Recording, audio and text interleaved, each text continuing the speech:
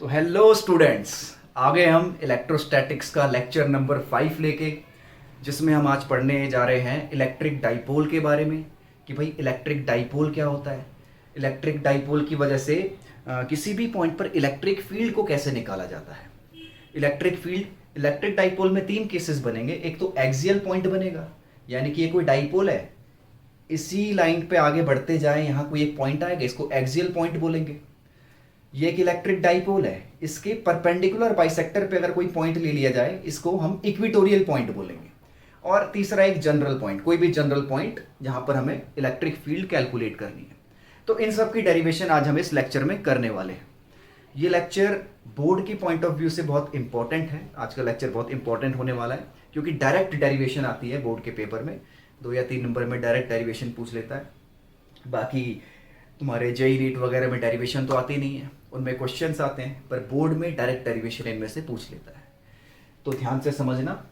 Start करते हैं। Electric dipole क्या है, तो देखो, इलेक्ट्रिक डाइपोल बहुत ही आसान सी चीज है, वेरी इजी।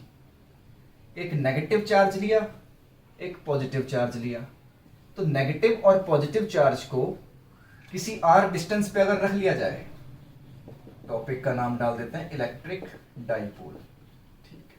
नेगेटिव और पॉजिटिव चार्ज को किसी डिस्टेंस पे रख दिया जाए, तो ये जो अरेंजमेंट है, इस अरेंजमेंट को नाम दिया गया है इलेक्ट्रिक डाइपोल का।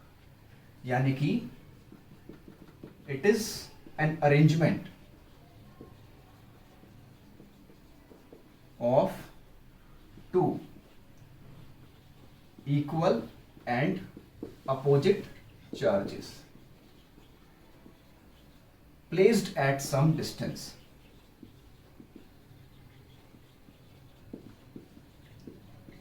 ठीक है, तो इसके कुछ एग्जाम्पल भी हैं, जैसे मॉलिक्यूल वगैरह तुमने पढ़ रखे हैं। मॉलिक्यूल में आ जाएगा एक HCl। HCl एक इलेक्ट्रिक डाइपोल है, या फिर ले लो H2O। ऐसे बहुत सारे एग्जाम्पल है, केमिस्ट्री में तुम लोगों ने पढ़े होंगे। तो ये सारे इलेक्ट्रिक डाइपोल है। क्योंकि HCl को हम कैसे लिख सकते हैं, H प्लस Cl माइनस।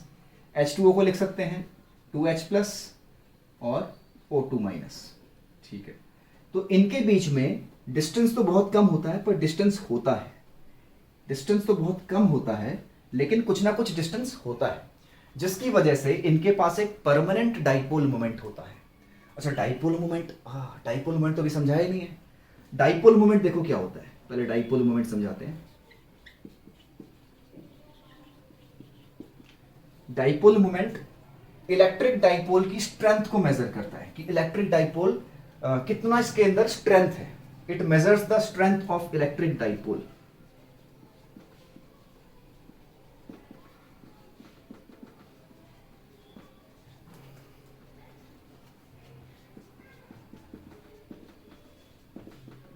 ये इलेक्ट्रिक डाइपोल की स्ट्रेंथ को मेजर करता है कि इसके पास कितना स्ट्रेंथ है। ठीक है, कितनी ताकत है। तो इलेक्ट्रिक डाइपोल मोमेंट, ये जो डाइपोल मोमेंट हम पढ़ रहे हैं, ये एक फिजिकल क्वांटिटी है। तो इसकी कुछ वैल्यू आती है, जैसे इसको इस तरीके से दिया गया है, it is given by product. चलो प्रोडक्ट ही लिख देते हैं। Product of magnitude of any one of the charge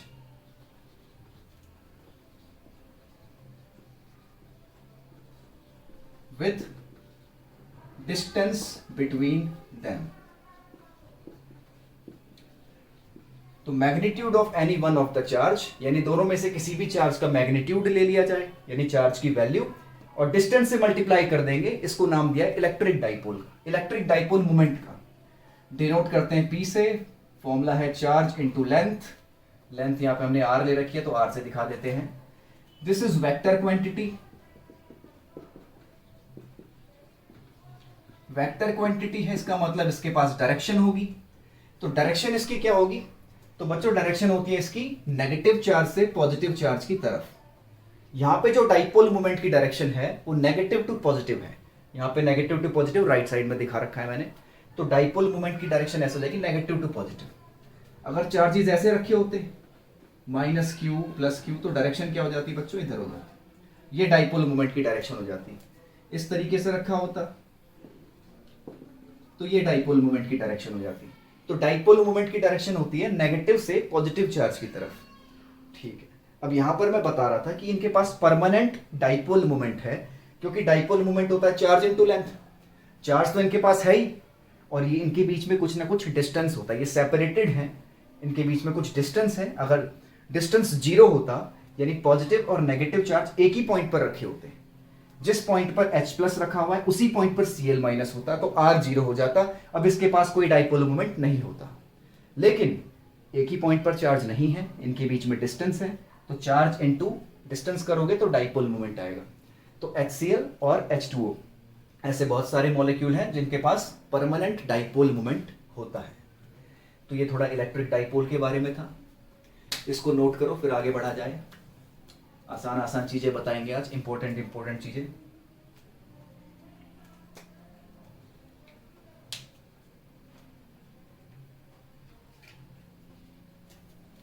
ठीक है, हटाते हैं इसको। दुनिया में कितनी सारी चीजें हैं, लेकिन फिर भी तुम फिजिक्स पढ़ते हो। देखो, इस पे छोटे छोटे क्वेश्चन देखो। पहला क्वेश्चन कि भाई इस तरीके से मैंने एक अरेंजमेंट ले लिया जिसमें इधर नेगेटिव, इधर पॉजिटिव चार्ज रखा हुआ है, तो क्या इस अरेंजमेंट में हमें इलेक्ट्रिक डाइपोल दिखाई दे रहा है? बिल्कुल दिखाई दे रहा है। हाँ सर, यहाँ पे दिख रहा है, उल्टा बना दिया, इधर दिख रहा है नेगेटिव टू पॉजिटिव, इसमें इधर नेगेटिव टू पॉजिटिव। ठीक है, अगर इनकी लेंथ को L ले लिया जाए तो दोनों का डाइपोल मोमेंट आ जाएगा चार्ज इनटू लेंथ। ठीक है, इसको P1 का नाम देते हैं, इसको P2 का नाम देते हैं। दोनों का dipole moment charge into length. यहाँ पे हमें रिजल्टेंट डाइपोल मोमेंट बताना है, तो रिजल्टेंट डाइपोल मोमेंट आ जाएगा, सीधा वेक्टर का फॉर्मूला लगा देंगे, जो होगा P1 square plus P2 square plus 2P1 P2 cos 90। तो ये बच्चा सवाल है, ठीक है, यानी हल्का सवाल है। QL का स्क्वायर प्लस QL का स्क्वायर प्लस 0, cos 90 जीरो होता है, तो ये हो जाएगा √2 QL, इजी।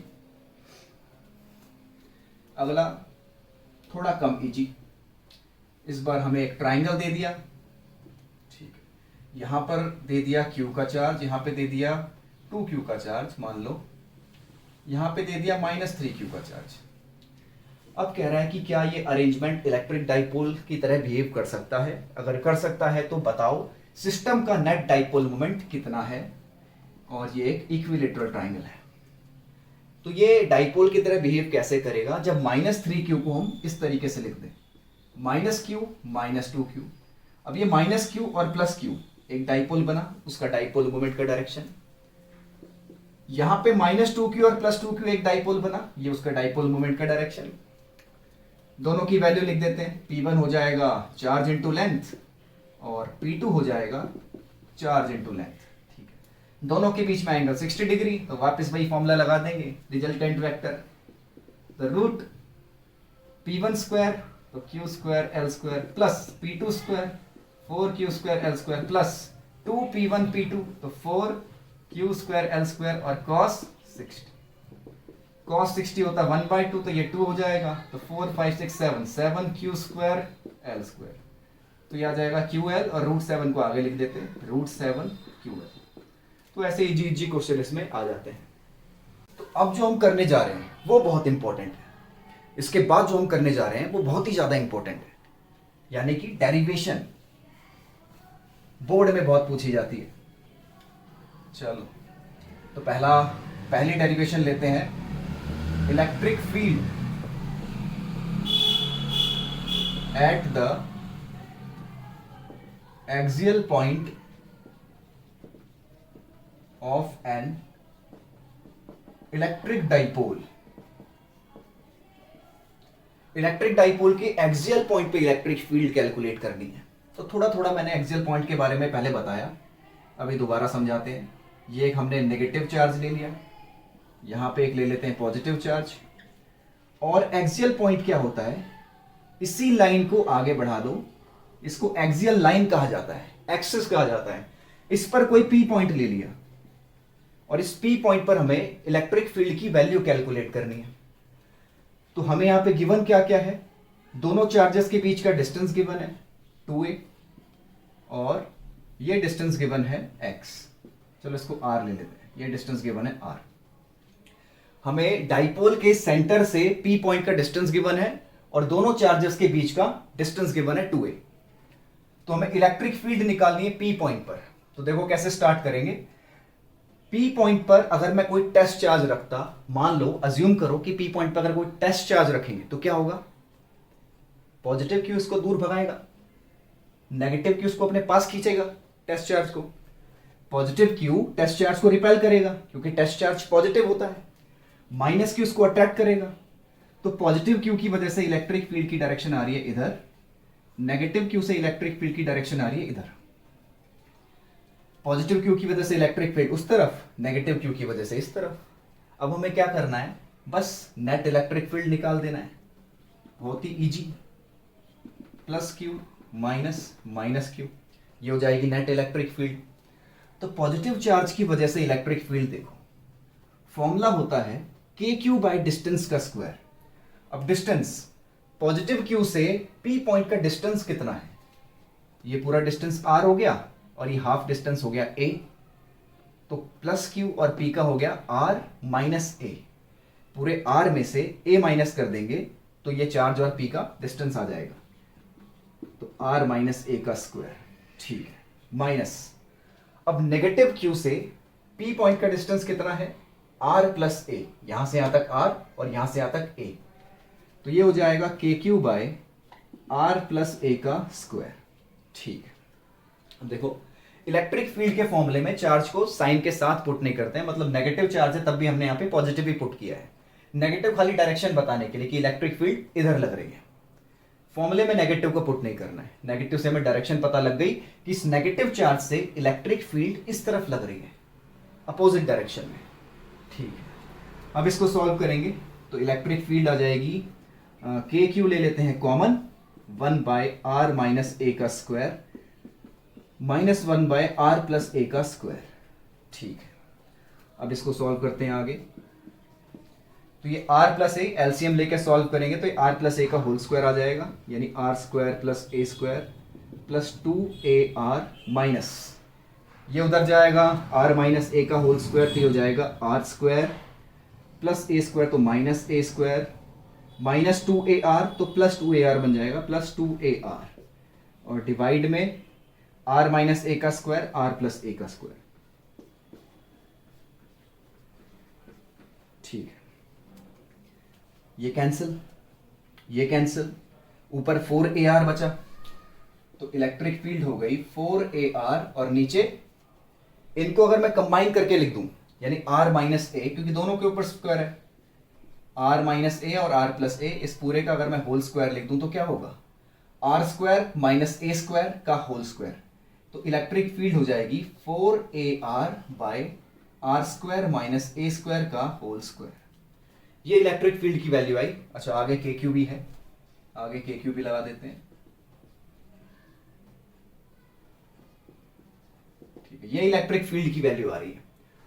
अब यहां पर हमें क्या करना है, यहां पे हमें डाइपोल मोमेंट का कॉन्सेप्ट यूज करना है। यहां तक तो ठीक है, इसके आगे डाइपोल मोमेंट का कॉन्सेप्ट यूज करना है कि डाइपोल मोमेंट क्या होता था। डाइपोल मोमेंट होता था चार्ज इनटू दोनों चार्जेस के बीच का लेंथ, जो कि है 2a। ठीक है, अब अगर डाइपोल को मैं वेक्टर की फॉर्म में पुट करूं, यहां पर डाइपोल को अगर वेक्टर की फॉर्म में पुट किया जाए तो देखो अज्यूम कर लो कि ये दोनों चार्जेस एक्स एक्सिस पर रखे हुए हैं, हॉरिजॉन्टली एक्स एक्सिस पर रखे हुए हैं। तो अगर इसको एक्स एक्सिस मान के मैं करता हूं तो डाइपोल मोमेंट हो जाएगा हमारा चार्ज इनटू लेंथ हो गया, डायरेक्शन नेगेटिव से पॉजिटिव चार्ज, यानी कि इस तरीके से राइट में नेगेटिव से पॉजिटिव, और राइट साइड को पॉजिटिव ले लेते हैं, मान लो ऐसे, लेफ्ट को नेगेटिव ले लेते हैं। तो ये जो नॉर्मल जो कोऑर्डिनेट एक्सिस होता है वही डायरेक्शन में यूज कर लेता हूं। तो ये q 2a और हो जाएगा i कैप, यानी 2aq i कैप। ये हमारा डाइपोल मोमेंट आ गया वेक्टर की फॉर्म में। ठीक है, अब इलेक्ट्रिक फील्ड को भी अगर वेक्टर की फॉर्म में लिखा जाए, यहीं पे इलेक्ट्रिक फील्ड को अगर वेक्टर की फॉर्म में लिख दें तो क्या लगाएंगे, पीछे i कैप लगाएंगे। क्योंकि हमने क्या किया है, राइट साइड वाले में से लेफ्ट साइड को माइनस किया है। राइट वाली इलेक्ट्रिक फील्ड माइनस लेफ्ट वाली इलेक्ट्रिक फील्ड, तो साइन आएगा प्लस आई कैप का।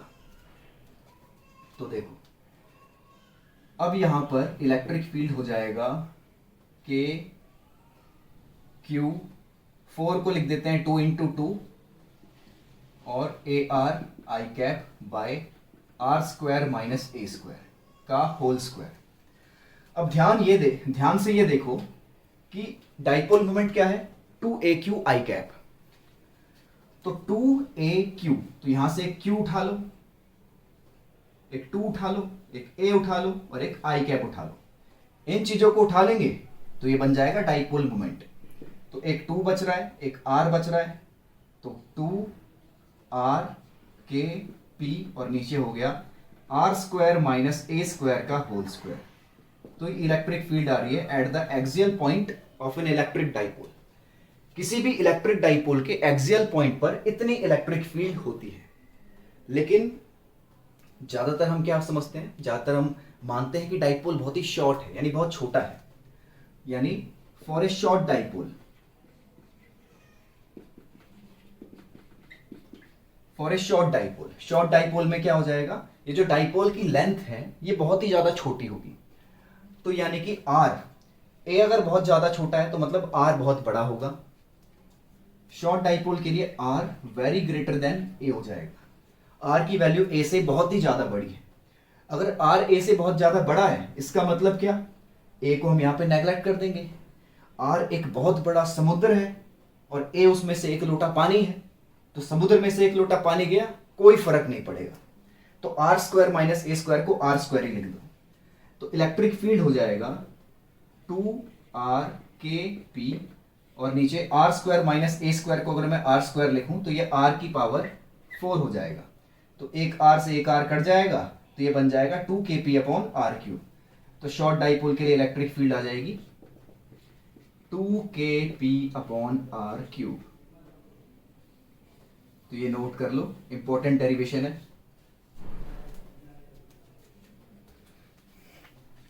चलो आते हैं अगली डेरिवेशन पे।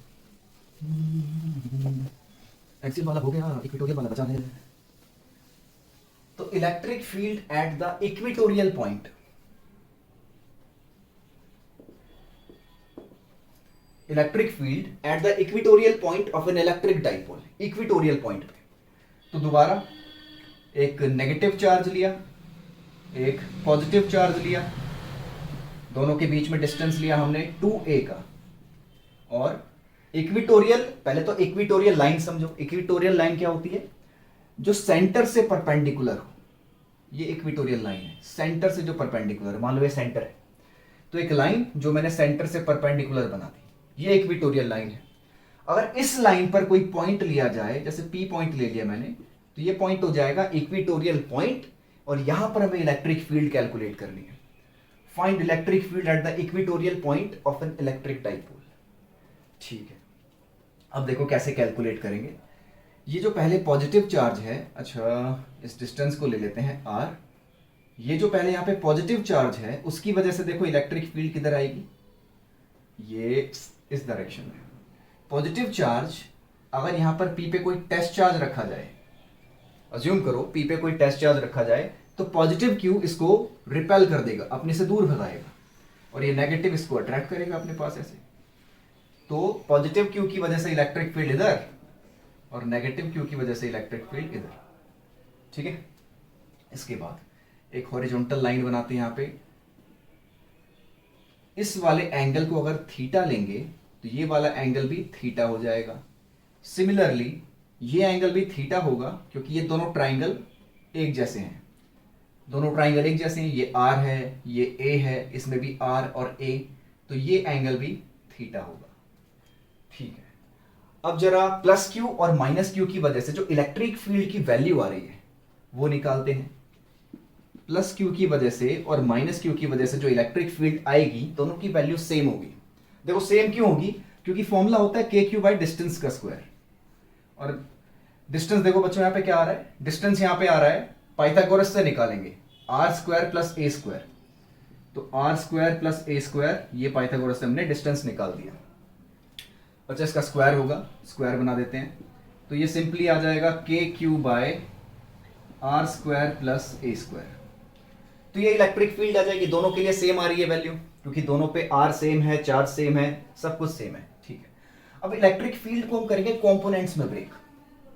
कंपोनेंट्स में कैसे ब्रेक करेंगे? ऊपर वाली इलेक्ट्रिक फील्ड को करते हैं पहले। ऊपर वाला ब्रेक होगा एक इस तरफ E प्लस क्यू, और इधर आ जाएगा कॉस थीटा, इसका आ जाएगा E प्लस क्यू, और इधर आ जाएगा साइन थीटा। और नीचे वाले को ब्रेक करेंगे तो E minus Q sine theta, और इधर E minus Q cos theta. तो एंगल के साथ वाला कॉस होता है, तो एंगल के साथ वाला यानी लेफ्ट साइड में कॉस ले लिया और ऊपर साइन ले लिया, और माइनस वाले का इधर कॉस नीचे साइन। तो हमें जैसा कि दिख रहा है कि sign sign plus Q minus q दोनों इलेक्ट्रिक फील्ड सेम है, तो vertical component of electric field cancel कर देंगे एक दूसरे को।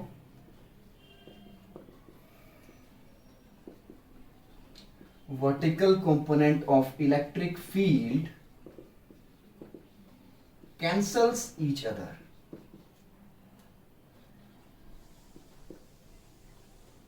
ठीक है, अब नेट इलेक्ट्रिक फील्ड कहां पे आएगी? हॉरिजॉन्टल डायरेक्शन में, और दोनों इलेक्ट्रिक फील्ड सेम है, तो दोनों को ऐड करेंगे, डबल हो जाएगा। Net electric field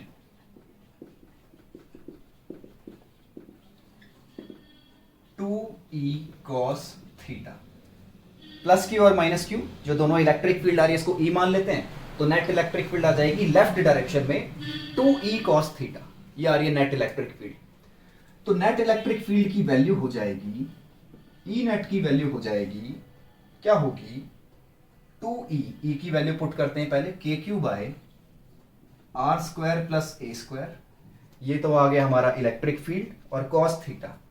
cos theta यहां से लिखेंगे हम, ये जो छोटा ट्राइंगल दिख रहा है छोटू सा, इस ट्राइंगल का हम कॉस थीटा लिखेंगे। बेस जो कि है a अपॉन हाइपोटेन्यूज जो कि है root r square plus a square. तो इसको अगर ध्यान से देखा जाए तो 2kq a और नीचे r square plus a square की पावर 3/2, ये आ गया नेट इलेक्ट्रिक फील्ड का मैग्नीट्यूड। ठीक है, अब नेट इलेक्ट्रिक फील्ड को अगर वेक्टर की फॉर्म में लिखूं तो क्या लिखना पड़ेगा? माइनस आई कैप लगाना पड़ेगा। नेट इलेक्ट्रिक फील्ड इस डायरेक्शन में आ रही है, तो यहां पे हमें माइनस आई कैप लगाना पड़ेगा। ठीक है, इसको माइनस आई कैप लगा देते हैं, तो ये हो जाएगी हमारी इलेक्ट्रिक फील्ड वेक्टर की फॉर्म में। अब दोबारा वही डाइपोल मोमेंट का कॉन्सेप्ट यूज करेंगे। डाइपोल मोमेंट बताया था क्या होता है? चार्ज इनटू लेंथ, चार्ज है q और लेंथ है यहां पे 2a, तो चार्ज इनटू लेंथ, ये हो गया डाइपोल मोमेंट का मैग्नीट्यूड। वेक्टर की फॉर्म में लिखोगे तो यहां पे डाइपोल मोमेंट है राइट साइड में, यानी पॉजिटिव लिखेंगे डाइपोल मोमेंट को, प्लस आई कैप, तो 2aq और पॉजिटिव आई कैप। ठीक है, अब यहां पे हमें 2 दिख रहा है, a भी दिख रहा है, q भी दिख रहा है, आई कैप भी दिख रहा है, इसको लिख देंगे k, माइनस बचेगा k बचेगा। ठीक है, माइनस k, इसको p लिख दिया, नीचे r square plus a square की पावर 3/2। ठीक है, तो ये तो आ गई हमारी net electric field equatorial point पे, पी पॉइंट पर नेट इलेक्ट्रिक फील्ड आ गई। लेकिन ज्यादातर हम क्या यूज करते हैं? फॉर ए शॉर्ट डाइपोल, हमें पढ़ना है शॉर्ट डाइपोल के लिए, पेपर में भी शॉर्ट डाइपोल के लिए आएगा क्वेश्चन वगैरह अगर आएगा तो शॉर्ट डाइपोल के लिए इलेक्ट्रिक फील्ड क्या होगी? शॉर्ट डाइपोल के लिए R is very greater than A, R बहुत बड़ा है, A बहुत छोटा है, तो R A को नेग्लेक्ट कर देगा, A को हटा देगा। तो यहां पे नेट इलेक्ट्रिक फील्ड आ जाएगी हमारी इक्वल्स टू, A को नेग्लेक्ट करेंगे तो आर स्क्वायर की पावर 3/2, 2 से 2 गया तो minus KP upon are cube. ये आ गई net electric field for a short dipole. अगर ये डाइपोल बहुत छोटा होता तो P पॉइंट पर इतनी इलेक्ट्रिक फील्ड लगाता। तो ये भी नोट कर लो, इंपॉर्टेंट डेरिवेशन है, डायरेक्ट आती है बोर्ड में।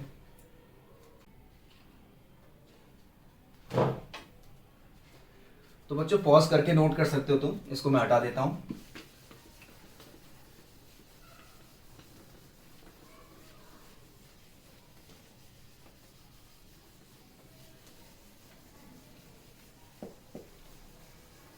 यहाँ पर डाइपोल के लिए एक और डेरिवेशन हमें पढ़नी है। तो बच्चों यहाँ पे एक और चीज होती है कि इलेक्ट्रिक फील्ड हमें स्पेस में किसी भी एक जनरल पॉइंट पे निकालनी है ड्यू टू इलेक्ट्रिक डाइपोल। एक इलेक्ट्रिक डाइपोल बना देते हैं, जैसे -q और +q। ये एक इलेक्ट्रिक डाइपोल बन गया। दोनों के बीच की लेंथ ले लेते हैं, कुछ मान लो लेंथ है l। तो सेंटर से r डिस्टेंस पर एक पॉइंट है p यहाँ पे, और ये एंगल बना रहा है theta with the dipole moment, क्योंकि यहाँ पे डाइपोल मोमेंट होगा राइट साइड में, -q to +q। Dipole moment की डायरेक्शन नेगेटिव टू पॉजिटिव। ठीक है, तो ये इलेक्ट्रिक फील्ड हमें p पॉइंट पे निकालनी है। तो अब क्या करेंगे, ना ये एक्सियल बन रहा है ना ये इक्वेटोरियल बन रहा है। यानी अगर यहां पे पूछता, इस पॉइंट पे इलेक्ट्रिक फील्ड पूछता, सीधा तुम एक्सियल वाला फॉर्मूला लगा देते हैं। इस पॉइंट पे पूछता, सीधा तुम एक्सियल वाला फॉर्मूला लगा देते हैं। अगर इनमें से किसी भी पॉइंट पे पूछता तो यहाँ पे इक्वेटोरियल वाला फॉर्मूला लगा देते। लेकिन यहां पर ना एक्सियल बन रहा है ना इक्वेटोरियल बन रहा है, तो इसको कैसे हैंडल करेंगे। तो देखो, तो ये तीसरी डेरिवेशन है जिसमें हम किसी भी जनरल पॉइंट पे इलेक्ट्रिक फील्ड निकालते हैं इलेक्ट्रिक डाइपोल की वजह से। तो टॉपिक लिख देते हैं, electric field at any general point in space due to electric dipole.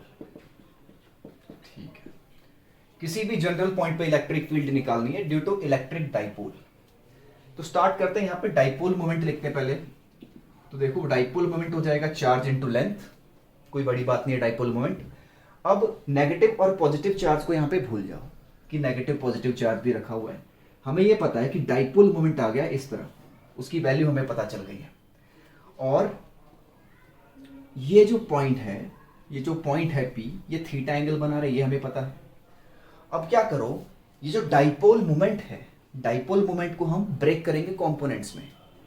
Dipole moment को कंपोनेंट्स में कैसे ब्रेक करोगे, एक तो एंगल के साथ होता है, इधर हो जाएगा P cos थीटा, और एक एंगल के एक इसके परपेंडिकुलर, यानी दूसरा P sin थीटा।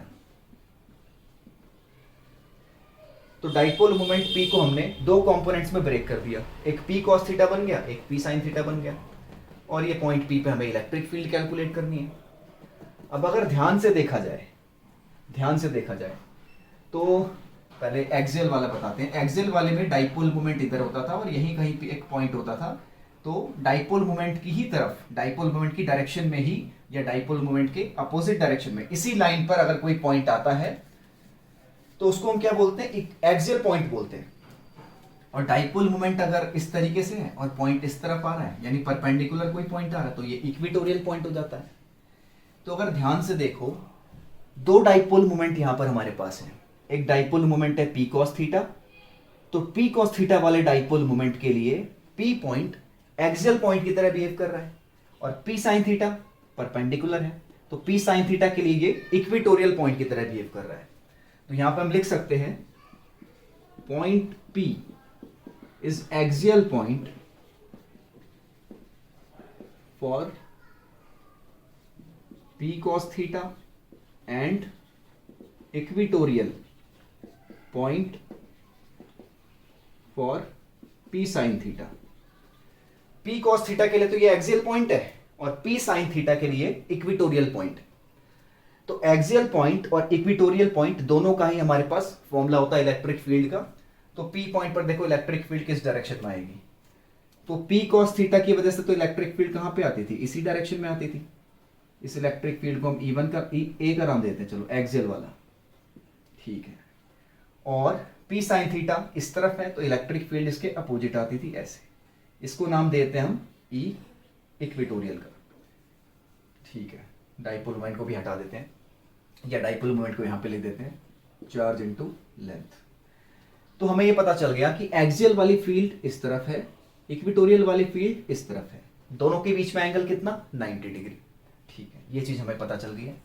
तो अब इनका वैल्यू पुट करते हैं। एक्सियल वाले का फॉर्मूला होता था शॉर्ट डाइपोल के लिए 2kp/r³। ठीक है, हम मैग्नीट्यूड पुट करेंगे खाली 2 के पी, और डाइपोल मोमेंट क्या है, पी कॉस थीटा अपॉन में आर का क्यूब, और इक्विटोरियल वाला क्या, माइनस के पी होता था पर मैग्नीट्यूड पुट कर रहे हैं तो प्लस के P P sine theta upon are cube. तो एक्सियल और इक्विटोरियल दोनों ही फील्ड हमने निकाल दी, पी कॉस थीटा की वजह से जो फील्ड आ रही है और पी साइन थीटा की वजह से जो फील्ड आ रही है, दोनों हमने कैलकुलेट कर लिया। अब वेक्टर की फॉर्म में इसको सॉल्व कर देंगे तो नेट इलेक्ट्रिक फील्ड आ जाएगी अंडर रूट ऑफ इसका square plus 2 E1 A2 cos 90, दोनों के बीच में एंगल 90 है, cos 90, तो cos 90 वाला हिस्सा तो सीधा जीरो हो जाएगा, तो वो लिखने की जरूरत नहीं है, और इसको लिख देते हैं। अच्छा, इनमें जो जो कॉमन है उसको सीधा बाहर ही ले लेते हैं। कॉमन क्या क्या आ रहा है, K P by R cube common आ रहा है, तो के पी अपॉन आर क्यूब को बाहर ले लेते हैं, फिर रूट के अंदर आ जाएगा 2 cos थीटा का स्क्वायर प्लस यहां पे आ जाएगा 1 का स्क्वायर, 1 साइन थीटा यानी खाली साइन थीटा का स्क्वायर, और प्लस में जो आता है वो तो जीरो हो जाएगा, प्लस 2 AB साइन 90 cos 90 जीरो होता है।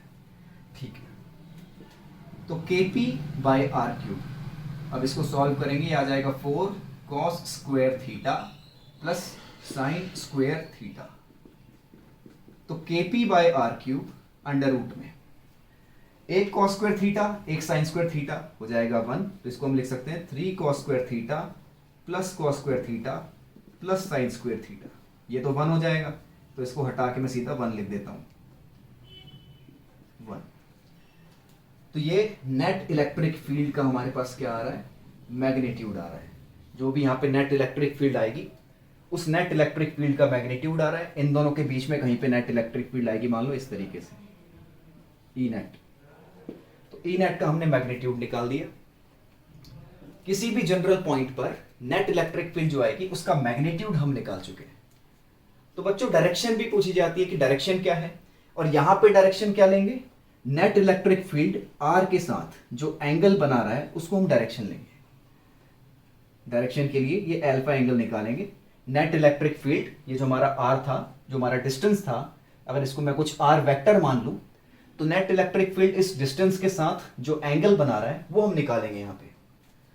तो एंगल के लिए हमने पिछले साल फॉर्मूला पढ़ा था, एंगल के लिए हमने फॉर्मूला पढ़ा था, और वैसे भी हमें पता है ये परपेंडिकुलर अपॉन बेस होता है, तो ये परपेंडिकुलर वाला और ये हॉरिजॉन्टल वाला मतलब बेस वाला, तो E by E A, electric field E by electric field axial. Equatorial वाले में K P sine theta by R cube, axial वाले में 2 K P cos theta by R cube. अब अगर ध्यान से देखें तो आर क्यूब भगा देगा एक दूसरे को, मतलब कैंसिल कर देगा, के पी कैंसिल कर देंगे, तो ऊपर है साइन थीटा, नीचे है 2 कॉस थीटा, तो इसको हम लिख देंगे tan थीटा बाई 2। ठीक है, तो यहां से हमारा tan अल्फा कितना आ रहा है, tan अल्फा आ रहा है tan थीटा बाई 2।